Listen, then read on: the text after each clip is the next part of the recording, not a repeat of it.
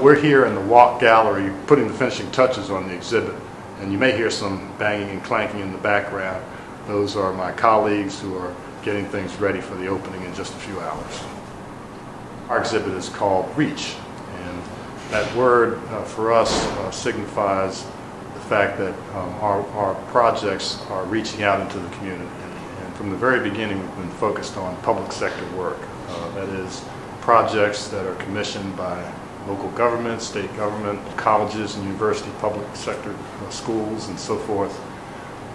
We feel that that's important because everyday people, taxpayers, see our work, and it's our opportunity to bring design excellence to a very broad base of customers and users. And so the projects you see here are the result of that sort of engagement, and also bringing clients and users to the table as meaningful participants in the design process. And while I pause on that word process, I'll mention that there are sketches and developmental models, so it isn't simply recording what we've done. We want to give a glimpse of how the work is done and our thought process leading up to these finished buildings. We've built backgrounds and supports for models that actually lead you in and reach through the space and provide a certain architectural element to the design of the exhibit itself. The question of our proudest achievement for me is a difficult one because it's been an evolution as our firm started as one person, then two, then five, and so on. Each stage of our development has its moments of pride and of significance in our firm. I guess I could single out the National Museum on the Mall as a proud moment, with the caveat that it's not done yet, and we're still working on it, and it's been a tremendous process so far. I really enjoyed my time as a student here, and I looked at other places and had other opportunities for graduate school, and I chose MIT because when I went through the studio I noticed two things. First, that the projects were focused on the human scale more so.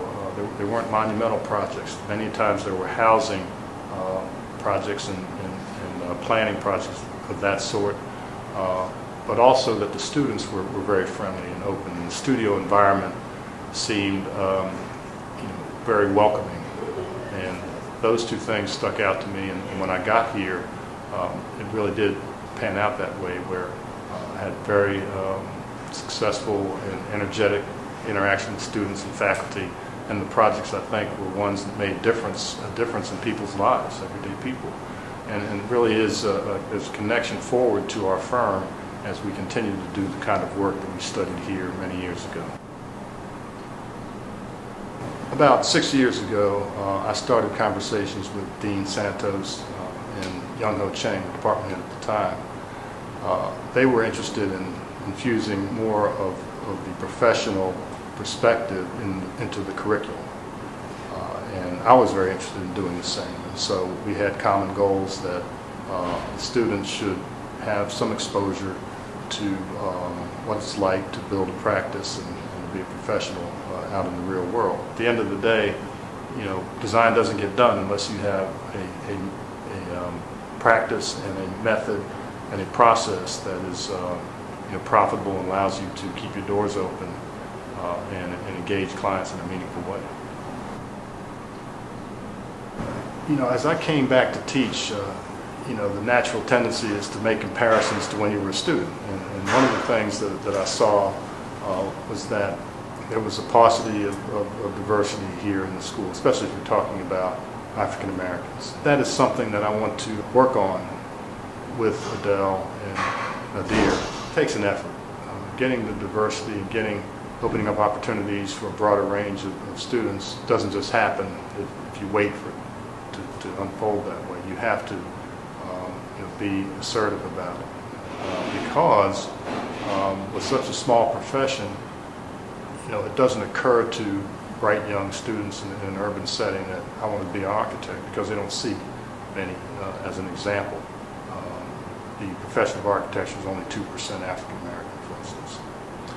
So exhibits like this help to raise the visibility of this great thing that we do called architecture.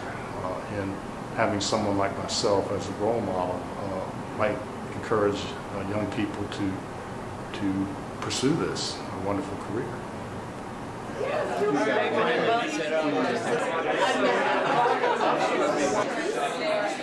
The exhibition's fantastic. It's really exciting to have this in our school.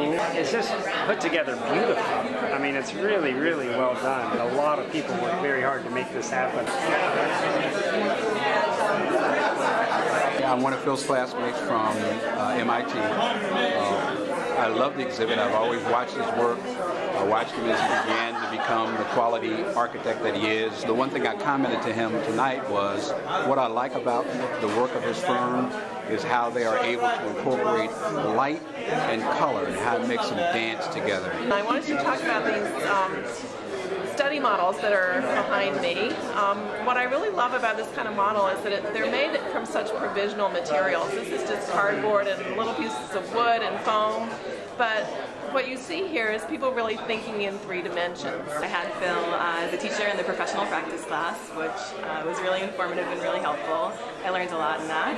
And then I also had him as a reader for my thesis, which was really great to actually have somebody on my committee who has made a lot of buildings that are all quite successful. When you look at the work, you don't have to be an architect to appreciate it, particularly looking at the fact that they focus on public spaces. So I think it reminds you that architecture can be a way to introduce to communities a vision of success and how public buildings can do more than just house a program or a service, but can be make a statement for that community.